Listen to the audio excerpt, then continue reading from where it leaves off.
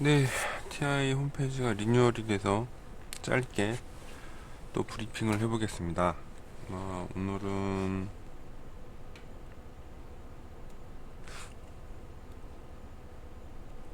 요 네 번째, 다섯 번째 페이지에 LMX 2572라는 부품이 리뉴얼 되었고요. 제가 전문으로 사용하는 분야의 부품은 아닙니다. 우선은 굉장히 고주파 신호를 발생하는 신호 합성기와 증폭기가 붙어있는 제품으로 일단은 보입니다.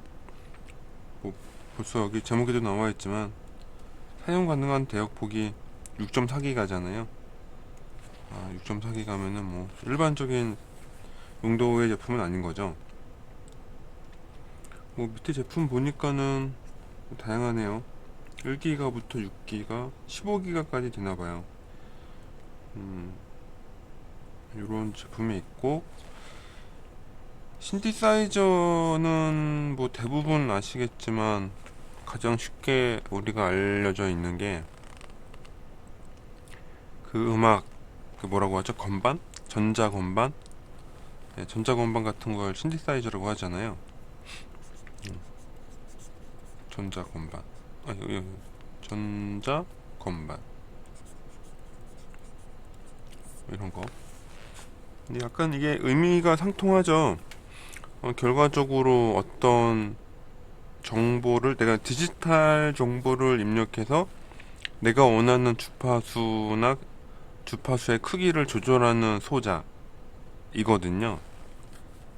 그래서 이제 이런 제품들이 나와 있고, 말씀드렸다시피 제 전공 분야는 아니라서 이런 게 어디에 쓰이냐, 어디에 쓰이냐, 제 짧은 지식 소견을 좀 더하면, 이 화면에 보시면요, 여기 어드밴스드 드라이버 어시스턴트 시스템이라고 되어 있는 이 부분, 여기 보이시죠? 여기 요 메뉴. 뭐 저한테만 그런지 모르겠지만 여기가 약간 노란색이에요, 메뉴가.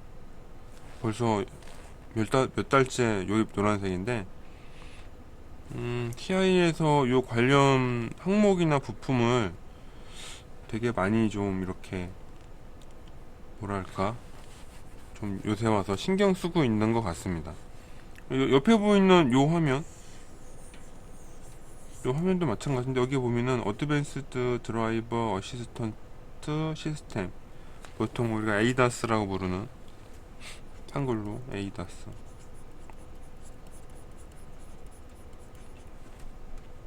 좀 이따 이제 메뉴 들어가서 설명해 드리겠지만, 전기차 시장에 오고 있잖아요. 지금 우리가 보통 엔진차, 제가 알고 있는 건 엔진차가 온 다음에 지금은 하이브리드. 그러니까 엔진에다가 모터, 배터리 이렇게 하고, 이제 풀 전기차. 그러니까 전기차라고 하면 풀이냐 아니냐가 중요하죠. 풀 EV, FEV. 풀 전기차면 순수하게 모터랑 배터리죠.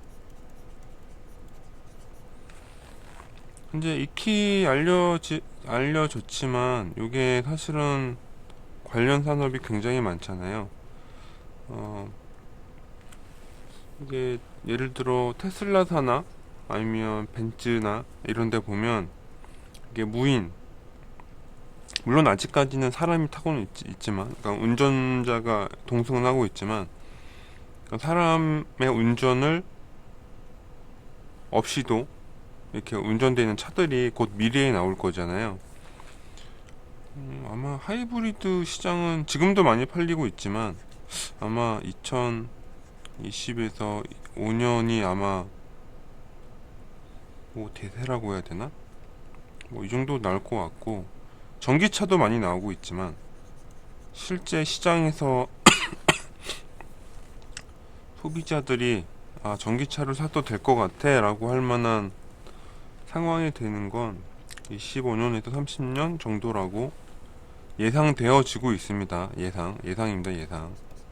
이렇게 안 된다고 너무 억울해하지 마세요. 예. 꼭 전기차 하이브리드 지금 안 사셔도 됩니다. 지금은 엔진차 사셔도 돼요. 우리 휘발유차나 디젤차나 뭐 LNG나 CNG나 뭐 이런 거 가스차 지금 사셔도 10년 이상 최소입니다. 최소 10년 이상 무난히 탄다. 걱정하지 말고 엔진차 사십시오. 네, 여튼간에 하이브리드나 전기차가 오는데 사실은 이거는 동력계에 대한 얘기잖아요. 동력계에 대한. 네, 우리가 사실은 이제 동력계도 중요하지만 이 무인 이 사실 또 하나의 화두거든요. 동력이랑 무인은 다른 얘기죠. 동력이 모터냐 엔진이냐라 이 얘기와 무인이 되냐 안 되냐는 갑자기 목이 예, 무인이 되냐 안 되냐는 다른 얘기잖아요. 무인이 되려면 또 단계가 있잖아요. 지금은 이제 사임이란다. 예, 유인이죠. 사람이고 있고 이제 마지막에는 무인이 있고요. 이게 단계가 5단계가 6단계가 있는데 지금 이렇게 단계가 올라가고 있어요. 조금씩 계속 완전히 무인이 되는 시점까지. 그래서 그 중간에 지금 발달하고 있는 게 그 에이다스 시스템입니다. 드라이버 운전 보조 시스템. 그래서 에이다스 요 얘기. 대표적으로 지금 많이 이제 시장에서 보이는 게 이렇게 차가 있으면 이렇게 달리는 앞쪽 차랑 크루즈 컨트롤 해가지고 일정 속도로 가잖아요. 그게 이제 이렇게 전파를 이거 막 쏴요. 차가 앞쪽으로 쏴면 앞쪽 차에서 전파가 띵 튕겨서 되돌아오거든요. 이렇게 요런 시스템이 그 전파 시스템 사용합니다. 전파 송수신 장치를 사용합니다. 근데 여기 거리가 100m 이상 되는 경우, 사실 100m 이상 돼야 돼요. 우리가 고속 주행도 하잖아요. 되는 경우는 제가 알기로 77GHz, 엄청나게 높은 주파수죠. 아마 지금 2018년도 지금 통신사에서 5기가 어쩌고저쩌고 광고 많이 하잖아요. 5기가로 치면 이것보다는 적어도 몇 배야? 15.4배 더 빠르네요. 그죠? 이렇게 원거리 하는 이런 것도 있고요. 또 뭐도 있냐면 근거리 우리가 주차 시스템 아니면은 그 있잖아요. 이렇게 뭐 벽 같은 거 가까이 되면 삑삑삑 울리잖아요. 그런 거 초음파 센서가 아니라 그런 것도 근거리 전파 시스템을 쓸 수가 있거든요. 뭐 대표적으로 옆 차량과의 관계라든가 뭐 뭔가 갑자기 사물이 튀어나온 경우 요 아주 가까운 거리에서 요런 것은 24GHz 쓴다고 제가 얘기를 들었던 것 같아요. 그래서 이런 에이다스 시스템이 크게 77기가 24기가 헤르츠 대역이 있다 라고 예전에 설명을 들었었고요. 이제 이런 것들이 방금 말씀드린 유인에서 무인으로 가는 여러 단계가 있는데 계속 지금 부품들이 발전을 하고 있는 거죠. 근데 벌써 2020년도 안 됐는데요. 벌써 24기가 관련된 개발 툴들은 이미 이 TI사 같은 데에서 많이 나오고 있고요. 벌써 77기가 얘기도 막 나오더라고요. 이런 것들이 점점 스멀스멀 지금 향기를 품고 있습니다. 이렇게. 그래서 아까 전에 여기 요런 앰프들이 계속 나오고 있는 거예요. 이게 RF 신호를 증폭하는 그런 고주파 신호에 대응 가능한 앰프 소자들이 이렇게 이게 아주 가끔씩 나오고 있습니다.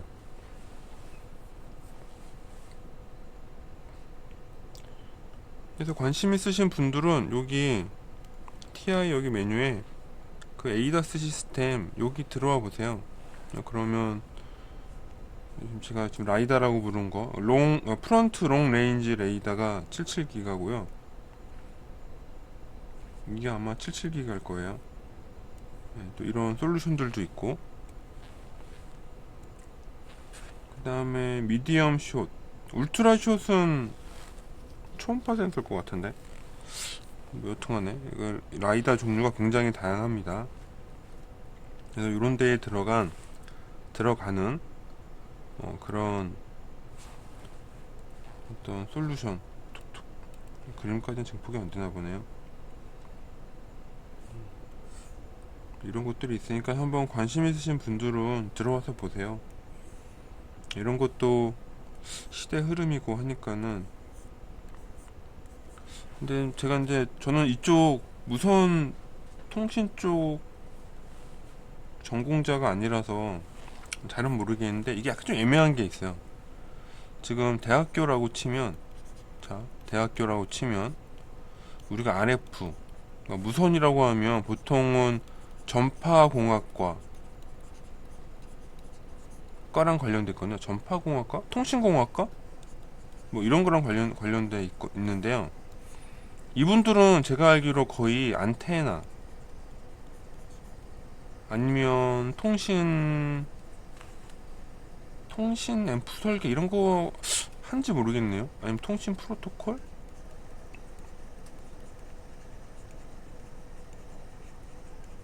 뭐 이런 거 하는지 모르겠어요. 근데 문제는 얘네들을 구현하는 대부분의 기술은 전자공학과에서 하고 아니면은 컴퓨터공학과 이렇게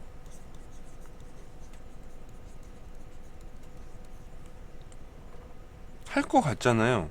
근데 실제로는 제가 요새 와서 참 느끼는데 컴퓨터 공학계에서는 프로그램을 안 짜고요. 전자과에서는 이렇게 로우 레벨 어떤 회로 설계를요 생각보다는 중시 안 해요. 재밌죠?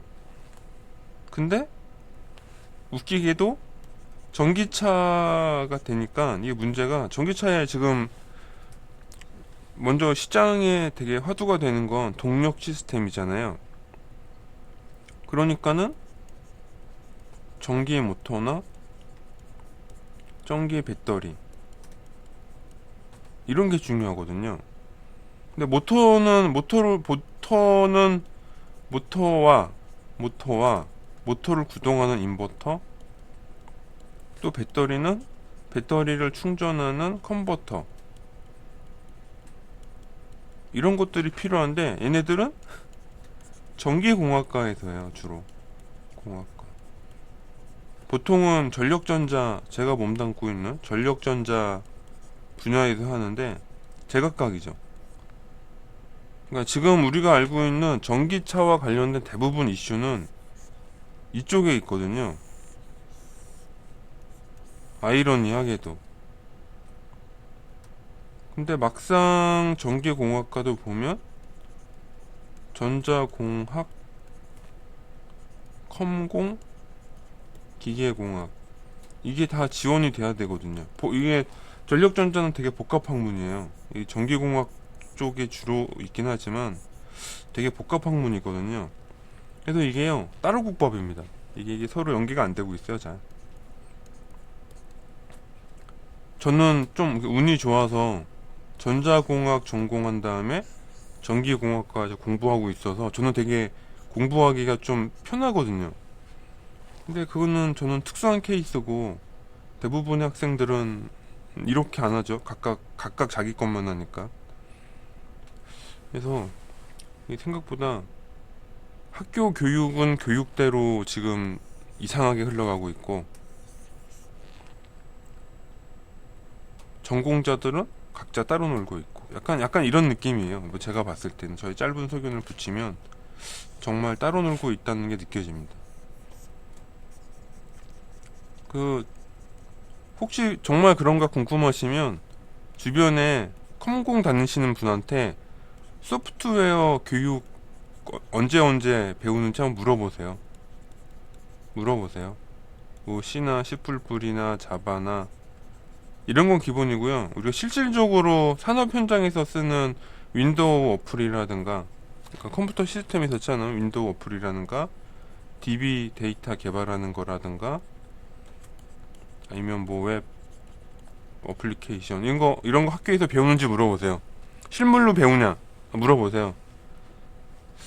아마 제가 아는 학교 관계자분들은 거의 뭐 예를 리눅스 같은 거 배우니, 리눅스 운영체제가 아니라 리눅스에서 프로그램을 실질적으로 짜서 어플리케이션을 짤 수 있는 그런 과정을 배우는지 물어보세요.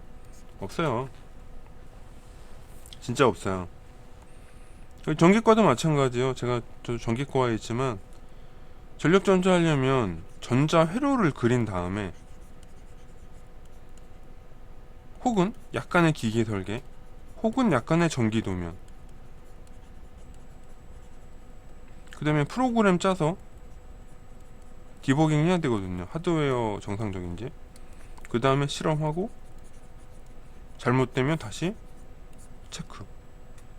그래서 이게 복합적인 정보나 사고가 가능해야 되는데요.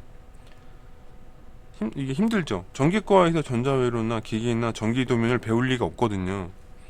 대표적으로 주변에 전기과 다니시는 분한테 오토캐드로 전기도면 그리는 거 배우니 물어보세요. 열애야 업은 안 배운다고 할 겁니다. 그러니까 학교에서는 이런 아주 실증적인 융합 과정을 거의 무시하거든요. 무시하거나 잘 모르는 것 같아요. 이제 교육 과정 자체를 교수님들께서 정하시다 보니까.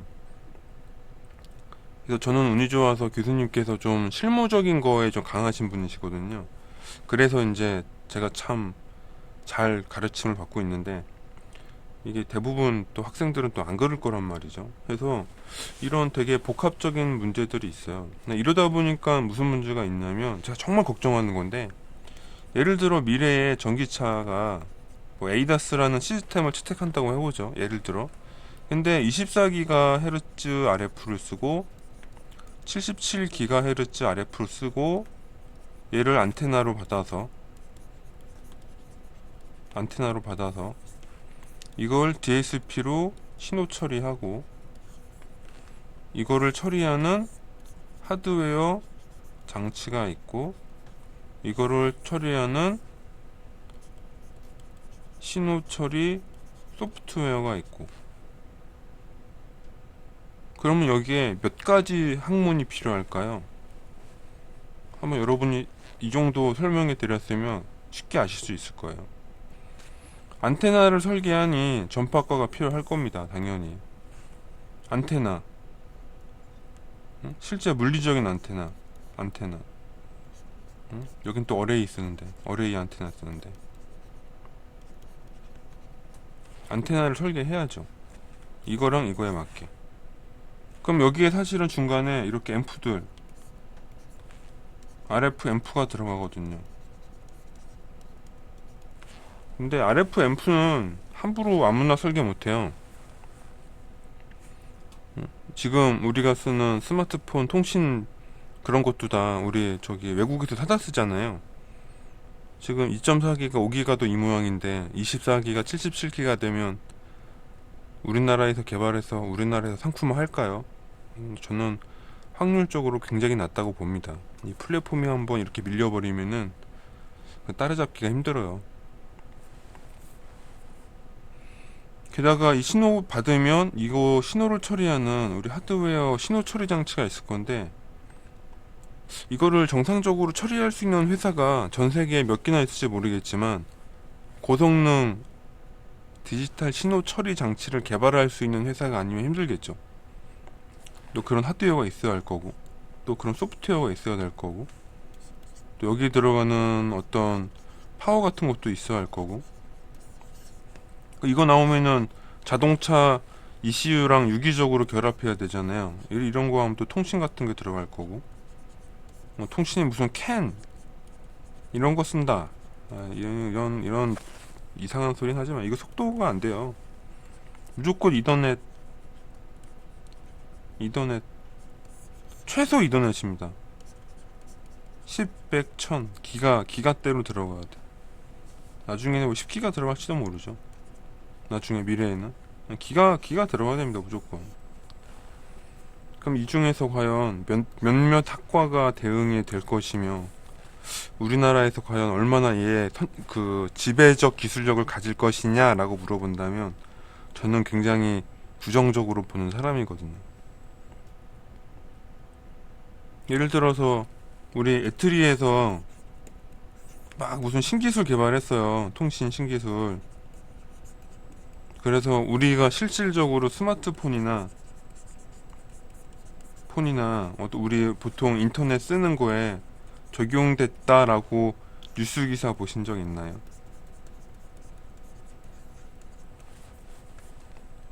물론 제가 못 봐서 모를 수도 있지만 거의 대부분 없습니다. 대부분 외상 기술이에요. 그래서 이런 우리 차량 관련된 이렇게 뭐 에이다스나 뭐 인버터나 컨버터나 이런 거 뉴스 나오면 좀 약간 서글프긴 해요. 우리나라 국산 제품으로 개발돼서 쓸 수 있는 기술이 정말 제한적이거든요. 거의 없다시피.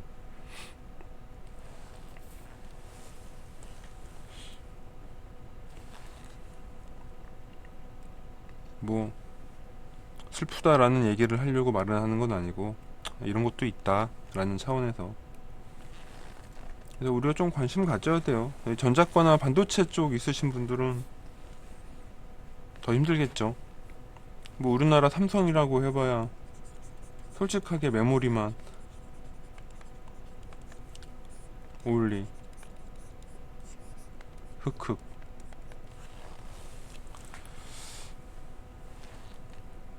자, 우선 요런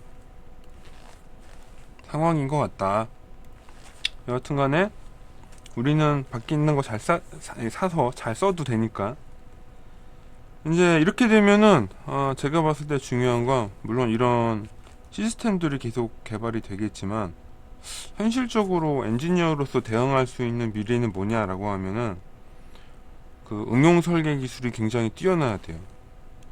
비록 우리가 칩 자체를 만드는 건 아니지만 어플리케이션 개발이 굉장히 뛰어나야 됩니다. 하드웨어가 됐건 소프트웨어가 됐건.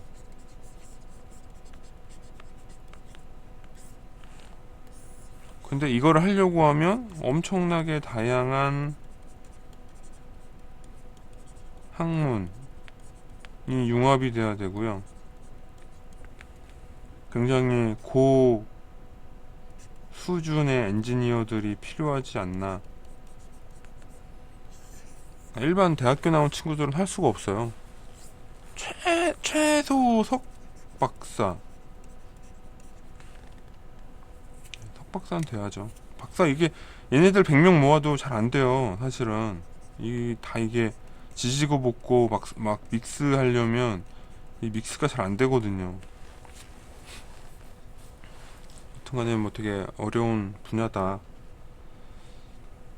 자, 해서 뭐 이런 간단한 얘기 좀 해봤고요. 그래서 이런 거 보면은 단순히 부품 하나하나인 것처럼 보이지만, 부품 하나하나에서 우리나라 대한민국 과학기술의 어떤 어려움, 이런 게 그냥 조금씩도 예상이 된다. 물론 제 개인이 그런 미래를 바꿀 수 있는 건 아니지만, 참 그런 것도 많이 걱정이 됩니다. 여하튼간 이렇게 이런 아주 생소한 RF 앰프, 신디사이저, 신디사이저 철자가 어떻게 되지? 신디사이저, 신디사이저, 어, 이런 거 부품들도 있다. 근데 이런 부품들이 이렇게 예를 들면 에이다스 시스템이나 이런 거에 관련이 되어 있고, 우리가 자동차라고 하지만 자동차 이렇게 시스템 들어가 보면 얘가 여기는 그 그림이 안 보이네요. 요 그림이 중요한데, 응? 이렇게 터치가 안 되나? 터치가 안 되네요. 터치가 안 되면 화면 확대. 이게 여기 어디 갔어?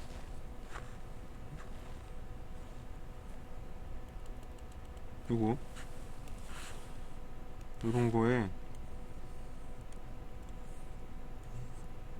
근거리 빔도 종류가 굉장히 많네요. 크로우즈 트래픽 어덜트, 블라인드 스팟 디텍션, 이런 거에 24기가, 77기가 이런 신호들을 쓴다. 이런 거를 개발할 수 있는 회사는, 혹은 개발 가능한 시스템을 제공할 수 있는 회사는 제가 봤을 때는 손에 꼽을 것 같다. 그래서 지금 예를 들면 SD사나 NXP나 인피니언이나 혹은 르네사스나 또 뭐 있지? 뭐 이런 지금 현재 그 오토모티브 세미컨덕터 시장의 강자거든요. 얘들이 강자인데 TI는 여기서 한 뭐 6, 7등 정도 해요. 자동차 시장만 놓으면. 근데 저는 개인적으로 예상하건데 TI가 이런 고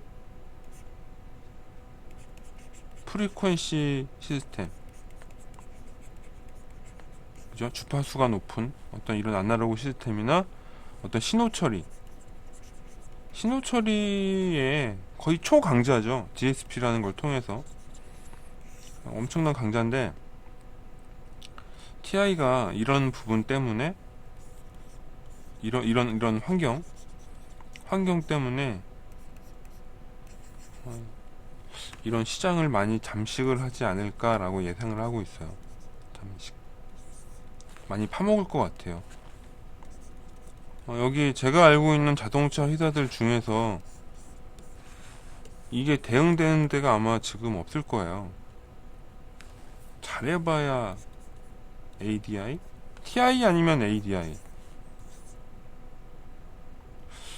물론 뭐 브로드컴이나 통신 우리 하는 회사들도 몇몇 있긴 한데, 이분들은 뭐 오토모티브 시장에 들어온다 안 들어온다 뭐 이런 얘기가 뭐 많이 본 게 없어서, 그래서 TI가 계속 지금 오토모티브 얘기하는 이유가 뻔히 시장이 보이는 거죠.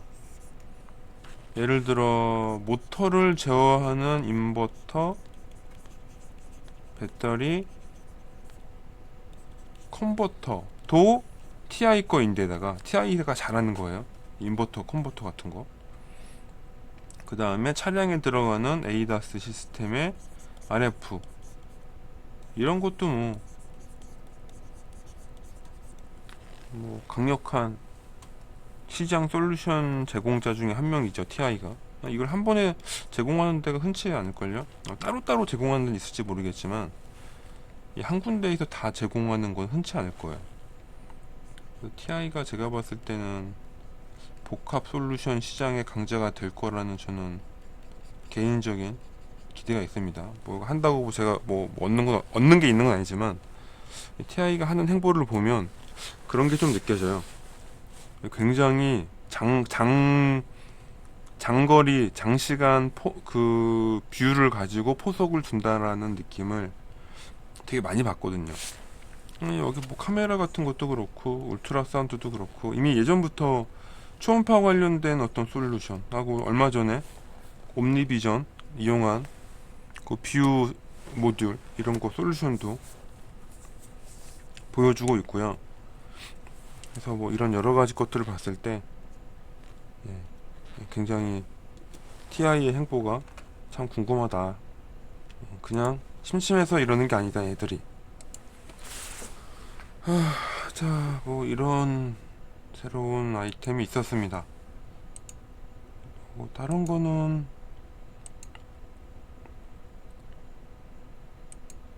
다른 건 없네요.